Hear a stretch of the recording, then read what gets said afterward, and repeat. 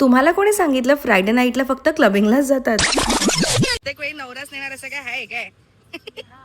म्हणूनच मी आणि माझ्या सासूबाई त्याला घेऊन आलोय जेवायला, कारण आम्हाला घरी नव्हतं मग बनवायचं. इथे आम्ही खाल्लं माझी फेवरेट क्रॅब थाली, पापलेट थाली आणि झणझणीत कोल्हापुरी चिकन थाली. आणि हा जो ग्लो दिसतोय ना तुम्हाला आमच्या चेहऱ्यावर, तो 1000% या फूड मुळेच आहे. भाई साहब एकदम घरातलं जेवतोय असंच वाटतं. No doubt food quality top notch. आणि एवढ्या चांगल्या फूड सोबत जर आपल्या फॅमिली सोबत टाइम स्पेंड करता आला तर अजून काय. इतकं भारी नॉनव्हेज पाहून तुमच्या तोंडाला सुद्धा पाणी सुटलंय ना. आणि तुम्हाला माहितीये आम्ही पोट फुटेज तोवर खाल्लाय आणि दम, म्हणजे मी लिटरली खाता खाता दमले, एवढी क्वांटिटी होती थालीमध्ये.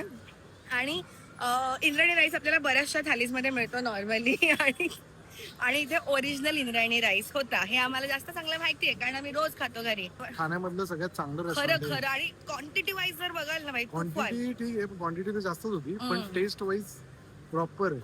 आणि तुला मला नॉर्मल थाली नाही आवडत, हा, याला थालीच आवडत नाही, थाली बेस्ट तो होती, आमच्यामुळे आला आज इकडे. सर्वच भारी आहे. मग तुम्ही कधी येताय मराठा दरबारमध्ये? Check caption for more details. Okay, bye.